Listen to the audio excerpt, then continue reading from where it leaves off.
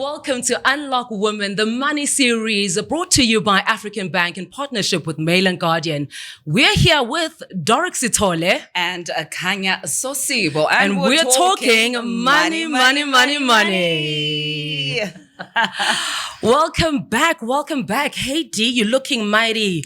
Well, spliffy. This is intentional today. I mean, we just stepped into Women's Month, so this is how we level up. Okay, here on Unlock Women. You know, there's the song that says, "You are my African queen, Hallelujah. The girl of my dreams." Yes, indeed. And well, as always, we never just come Jay. We come bringing you a guest, and today we've got one who has also leveled up and stepped into Women's Month the best way she knows how. We're joined in today by Lillian Keetse, who is Head Ecosystems Banking for Business Banking. Welcome, Lillian, and how are you doing? Thank you, Kanya. Thank you, Doric. Thank you for having me here today. Oh, thank you for coming through. You are looking stunning. Thank you. Stunning. You know, you're making us look good. Yes, making us look good. I told her she's very beautiful. No, she is. We don't hold back. No, we don't. Unlock Women. We just dish out the compliments, and you're a stunner. Thank you, ladies. You both look absolutely amazing. Thank you. Siyabong. So, as you may or may not have heard, we talk all things money here on Unlock Women. And so, as we do to settle you in, right? So we go straight for the jugular, right? How's your relationship with money? How are you guys doing? Yeah. How's that going? Good question. So I'm in a fortunate standing point because I come from quite an entrepreneurial family.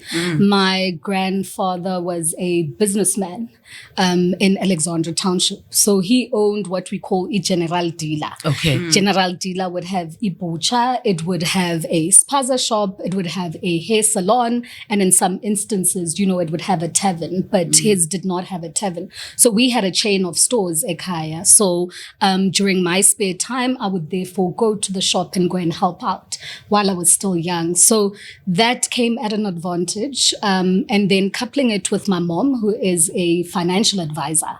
So from a young age, my mom would always say to us, do not take credit. So mina gwamanje, the only credit that I have is, you know, my house and my car, but I've always tried to steer away from, you know, getting clothing, cards and all of that stuff. But of course, as you're growing up, you know, you also want to trial and test and not just listen to your parents. So I've done that before, you know, I've had my fair share of, you know, doing mistakes, but have been able to then, you know, recover. So I'd say, you know, honestly, my current standing point with money, it's not too shabby, not the greatest. Hey, this is a winning relationship. Definitely, totally different. From you know, and you touched on some interesting points there. You know, about, you know, when you speak about we are told, you know, we are taught fear, for lack of a better statement, credit. And then you want to go try it out for yourself because you're building you know, you're building yourself, you want to establish yourself, and therefore you're building your brand and whatever that brand is going to be between you and the money, and by extension, if you ever go into business, right? So I would like us now to tap into that, you know, the brand of Lillian, you know, personal brand of Lillian, and then us moving into how the brand of Lillian as a person in your private experience, your private living, moves into where you are now in terms of what you do professionally and the people that you engage with. Because that's going to take us, you know, to our next question that I have for you. Thank you, Kanya. So again, Kanya, as much as I work with small businesses on a daily basis, I'm an entrepreneur myself.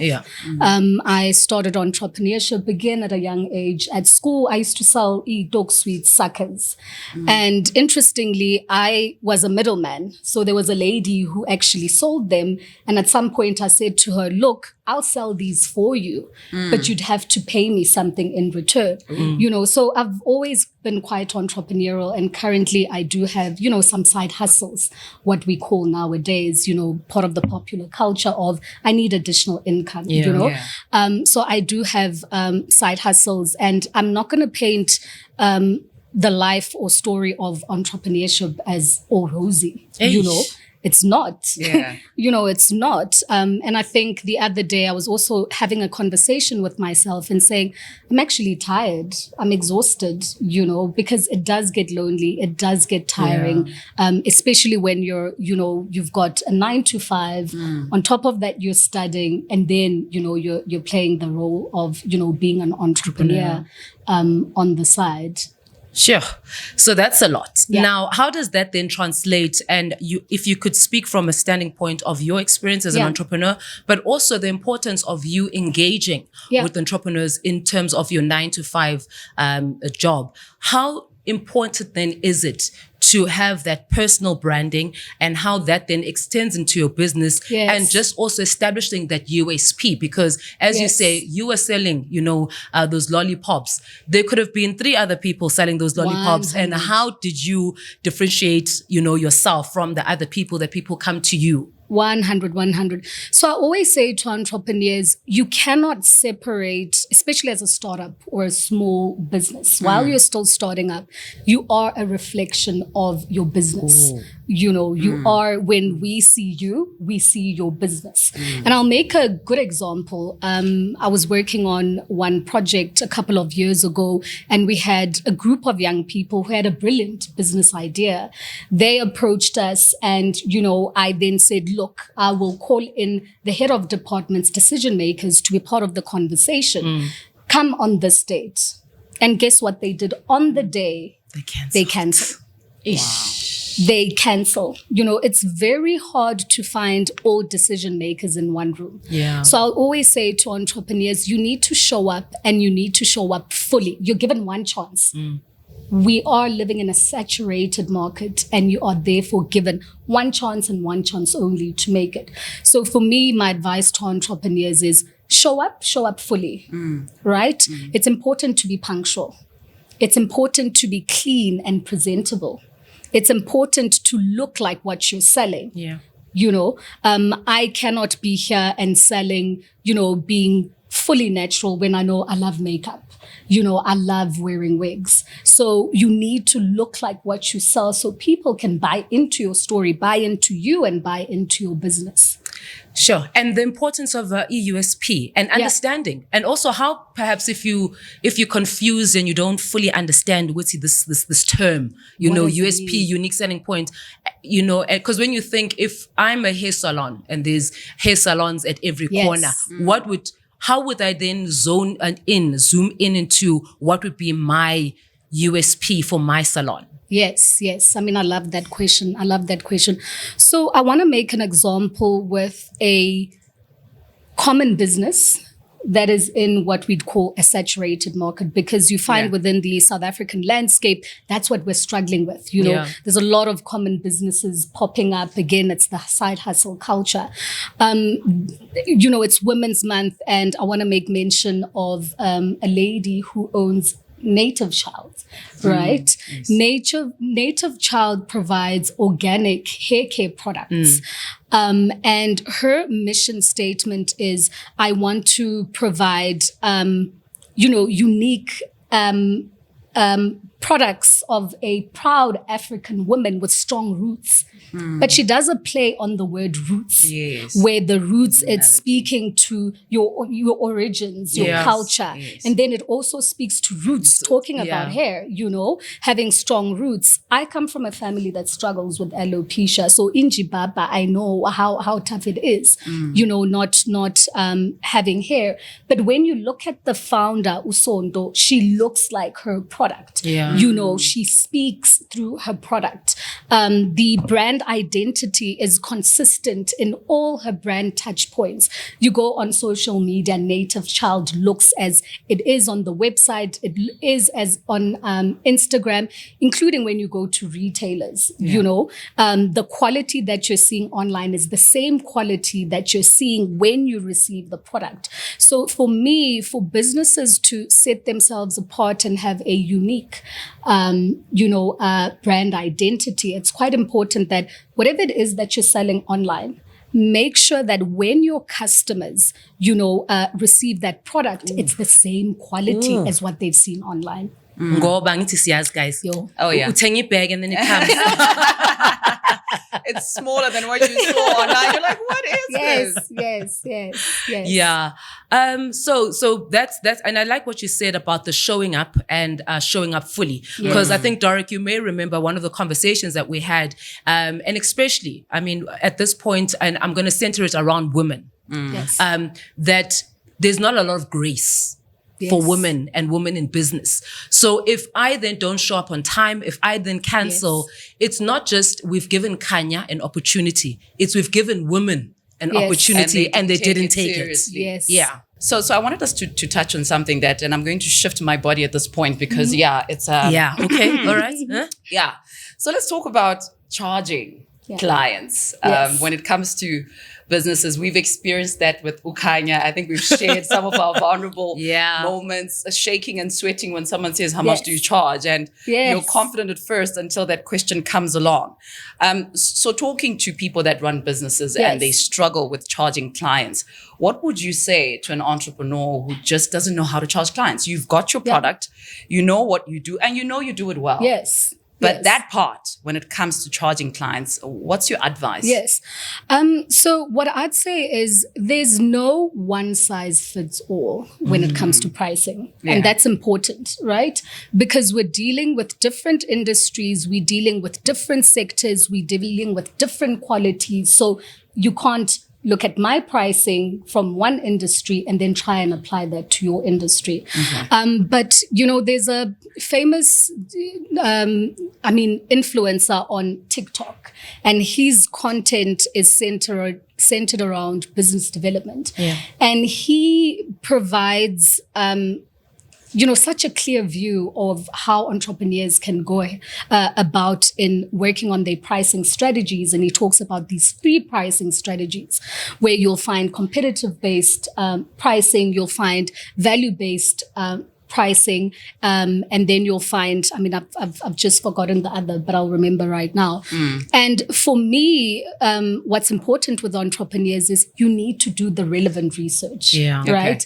Because we have a market that's unforgiving, unfortunately. You cannot go into the market today and say, I'm actually going to price you at 1,000 Rand. Then next week you say, oopsie, let me go back to 500 Rand. It does not work that way. You know, we have a highly competitive market, unforgiving market. So it's very important from the onset as an entrepreneur, try and understand what pricing strategy you're going to go with and be confident. You know, it also needs to be backed up by your offering. You cannot be overpricing clients, whereas the value and the quality that you're serving does not meet that. I love that. So backed make up. sure there's a balance. There's a balance. You backed up. And just to just labor a bit on that point, and maybe you can go into it a bit, is with that, how do you ensure, because as Doric says, is that sometimes there is the thing of this is your first gig, your first client, and but you want to balance that you're not going to run at a loss. Yes. And for some people, the track record is not there as yet. It's not tangible, but you're certain in what you can deliver. You know, how do you enter that space and negotiate in that kind of space? Yes. So first important thing for entrepreneurs, you need to know basics on where's my break-even point. And if you're an entrepreneur and you cannot define what your break-even looks like, then you've got a problem, right? Because break even says, okay, I'm not going to make a profit. I'm not going to make a loss. So you need to be able to know, how do I actually calculate this, to get to your break even? So that's a first, right? And then again, I spoke about quality and how you present yourself. So when you're having these engagements and negotiations, you're making sure that when I show up, my presentations are good quality. Everything of mine is good quality. And then you have that conversation with the person that this is actually how much I normally charge. It's my first gig, this is my break even. And ideally, please, can we run this? And I don't want to go at a loss. We're always afraid as entrepreneurs to be honest, and have open conversations. We're humans, to be honest. Clients are humans. Clients are humans, and considering the current economic climate, people are more understanding in terms of where you're at as an entrepreneur. So again, my advice is you need to understand what your break even looks like as a business. You don't want to be thumb sucking because that's your starting point. And you shouldn't be going into businesses that are going to take you at a loss. So at minimum, it's going to be break even point and nothing that's going to take you at a loss. And then deliver quality first time round. Sure. Well, I know there's some terms that people are probably taking notes on a break-even break. For the people who are not good with maths, you're just on some, some zero. Okay, Yes, some zero. Just on some break-even. In my head, I was thinking, Excel spreadsheet. Oh my word. You know, you get that, but it's also the aspects of growing in business. I mean, I used to hate Excel. Yes. But you get to a point where you realize that wherever you're it's going, your friend. You have to grow. You have to grow. You have to be flexible enough to say, I have to understand how to do this. Yes. Or else you fail. Yes. So being versatile is very important. But you touched on something that's very important as well, and talking about the delivery aspect, because a lot of people struggle with the negotiation process with clients. We were talking just on another podcast where we're talking about how entrepreneurs will compromise and say, nobody knows me. Yeah. Therefore, I'm going to downplay my value just to please the client because I want to get in. I want to be classified as a vendor. They can use me tomorrow. Yes. And then at the same time, you're running at a loss. Yes. So now moving from that part of saying, know your value, be able to deliver. I want us to ponder more on the delivery part now. Yes. Right? So I've sat with the client is happy. Yes. We're kicking things off. What are some of the things that you notice that entrepreneurs tend to let go of that come back to bite them when they get the gig? Sure. And here's the thing. I hope the audience is listening and listening carefully to this because it's very, very important, you know. And I mean, I'm going to speak from an entrepreneur's perspective. I'm going to speak from working with entrepreneurs on a daily basis and speak from a banking perspective because we do get entrepreneurs approaching us looking for finance. So I've found there's generally 3 things that entrepreneurs struggle with. Yeah. I don't like it till today. I do not like admin. I don't like admin. I do not do it. I don't like, I mean, we're talking about spreadsheets, but bookkeeping. Oh my goodness. I don't like bookkeeping. And then on top of that, contracts. You know, a lot of us don't understand the legal terms. And therefore, what ends up happening is I'll set that aside. I'll come back to it. So generally, those are the 3 key things that entrepreneurs set aside, which then comes back to bite them in the long run and ends up being more costly, right? Yeah. And I mean, I want to share also a few tips on what I've seen working with some entrepreneurs as well as what I've seen working on my side, right? From an admin perspective, there's no way in 2023 you can be saving your documents on your desktop. There's no way.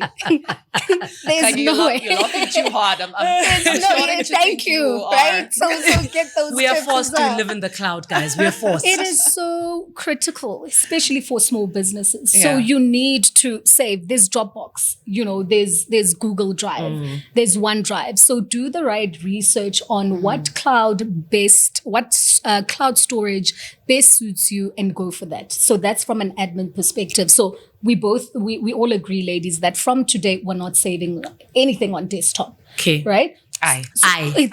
Thank you. Thank you. So that's the first. Number 1 is when it comes to your financial track record and record keeping. Right? It's difficult. So I'm not going to lie. I mean, I'm also at an advantage because, you know, I've got a background in accounting, but still I don't like it. But what has helped for me is finding a software tool that's going to allow me to do this work. So you find the likes of your Sage, your Xero, as well as QuickBooks. What's nice about a lot of these accounting software platforms is that they also have APIs plugged into them. So what that means is, for example, if Xero is providing accounting record keeping, then they're able to pull an API to assist you with your payroll. So now you're working on one system, but it has all these value adds that can help you with your business. So again, small business owners must do research on the best accounting software that they're going to go with, and hopefully it's going to be one with value adds for the business, right? And then lastly, when it gets to contracts, you don't have to start everything from scratch. You don't have to draft your own contracts. We're breathing. When you need to dig deep for the English, you got to dig that deep. The English. Yes. But I mean, there's an online platform again, which is called agree.com. You're able to go online and you'll find templates that speak to employer-employee contracts, that speaks to partnership contracts. What happens when you've got a dispute with your employee? So at least it has a holistic list of templates that you can use. It's a good start off, and then you can amend those as you deem fit. So for me, that would be the advice. Like, don't try and do everything by yourself. We've got the right technology now. Do the right research. Yeah. With the contracts that you speak of, and with negotiations in the room. So I'm just taking us just a couple of steps back. In terms of knowing what goes into that contract, because the template is making sure that I don't start from ground zero, right? But how important is it that when I do sit with Lillian, and Lillian is my potential client, or Lillian is liking what I'm offering, and she's saying, yes, this is us. What kind of mindset do I need to have? Do I need to be a legal eagle? Or it's just about simplifying to the extent of saying that I want to protect my idea. I want to protect, that I'm going to be paid on time. I want to protect that you can't just drop me, anytime you feel like you found something better, or you can, what kind of mindset should one go into when discussing contracts? So a lot of people, I think they shy away from the contracts because they're like, it's too expensive to get a lawyer. But then also I'm going to trust, Doric and the corporate because they are bigger than me and it might not serve me. So, how do we navigate that space? Yes, good question again. So my advice here again is simple English is always the best. Let's just start simple. Don't try and confuse yourself. Thine contract. Now, do not try and confuse yourself. So when you find a template online, right, try and make sure when it speaks, there'll be a section around obligations. What are my obligations? What are your obligations as a partner? Make sure that it is clear. It is English, every single line. And bullet points, nothing hectic. Nothing hectic. Every single line, you need to understand that. You cannot be signing contracts that you don't understand. So do not use language that you don't understand as well. So you don't need, like a legal person when you're starting. Copy and paste. Just make sure that the language, is clear for both parties. And it could be simple. I'm assuming a contract can be one pager. It doesn't have to be, because when you think contract, people are thinking it must be like section A of 2.A1, appendix number 14, clause 6.8, all of that in there. But I'm happy that you're touching on these aspects, because sometimes when we talk about entrepreneurs, there's always the distinction between the upcoming ones. Right. So there's levels to this thing, and you find, and I'm going to give an example of graphic designers, for instance, and I get those conversations happening a lot, where someone says, I don't need a contract and da-da-da-da-da. And then someone starts doing work, and it's a verbal conversation that does not come with an understanding about how you are going to deliver on this project. When are you going to deliver on? So the contract comes into play there, because then those numbers are highlighted that we're starting here, we're going to end here. So talking about delivery, because you have talked about etiquette, just basic things, do what you said you're going to do. What would you say to entrepreneurs who are saying, okay, so now I've got the gig. How do I deliver with excellence? What does excellence look like? There we go. So delivering with excellence, it requires a multifaceted approach and a number of strategies that a business needs to look into, right? So most importantly, I think as a business owner, you first need to understand what's your overarching goal. What do you want to achieve with this business or with this project? What will success look like? So that needs to be clearly articulated, again, in layman's terms that you understand. You don't have to Google online and try and find other people's strategies, So put it down in layman's terms that this is my overarching goal. This is how I'm defining success for this project. And this is how I'm going to measure success.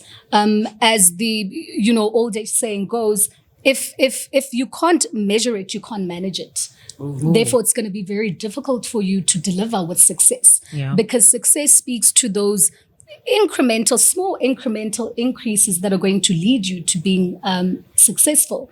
So for me, first step is you need to have, a clearly articulated, goals for the particular project or your business. Have an idea on how you're going to measure success. And then you have to work both in and on your business.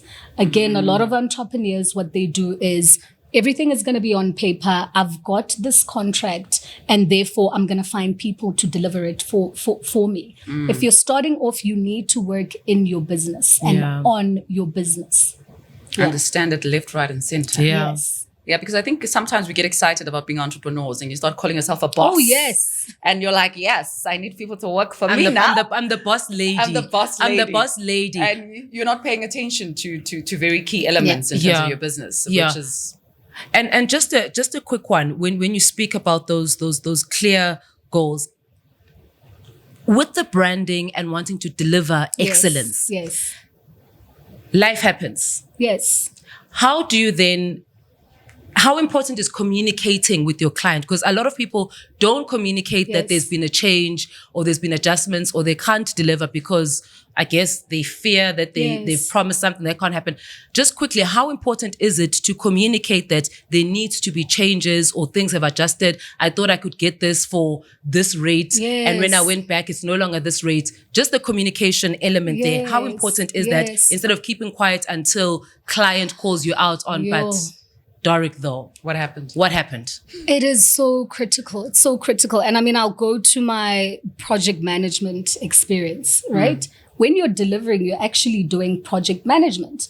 And for me, again, I think it's just important for all entrepreneurs, try and do a quick online qualification on project management. So key to project management is you're going to set the overall objective, goals, what's going to be the key activities. But also what's important is how often do I communicate to the client to show them progress? As you mentioned, you don't want to deliver something. And then when you go back to the client and show them the progress that you've made, then the client says, this was not what we agreed on. So the frequency of engaging with the client and going back and informing them, this is the deliverable. Are you happy? Do you want to provide any input? Should I amend anything? So that ongoing loop is quite important. So it ideally should happen weekly when the project is starting off. And once you've gained momentum, then you can move it to every 2 weeks. And then you can move it to monthly and then every quarter. But you need to have that ongoing communication where, meetings have been set in the diary already. We know every Thursday we're going to come and report back on progress. So that's critical.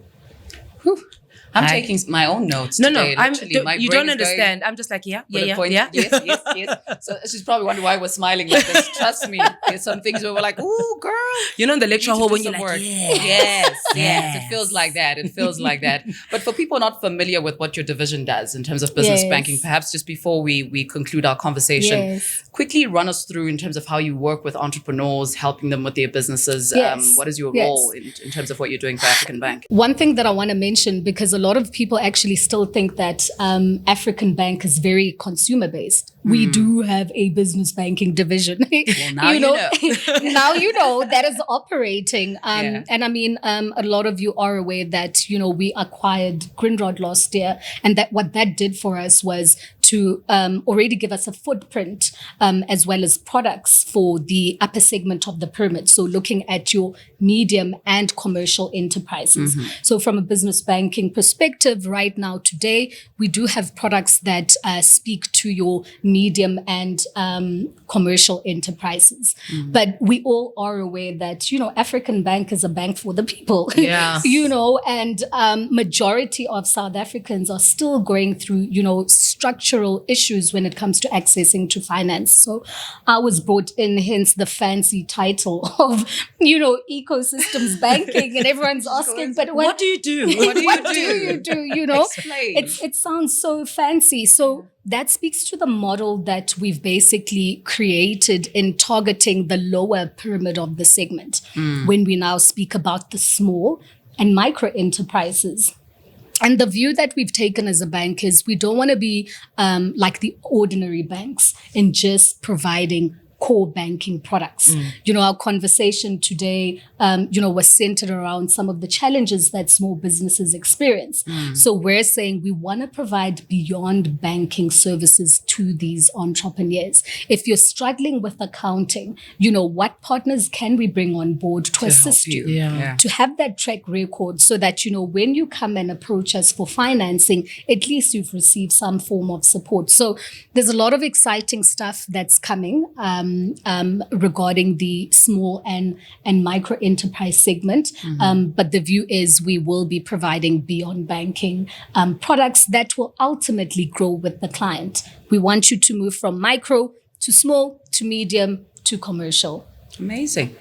Well, I hope we can move from a micro to small to and then levels.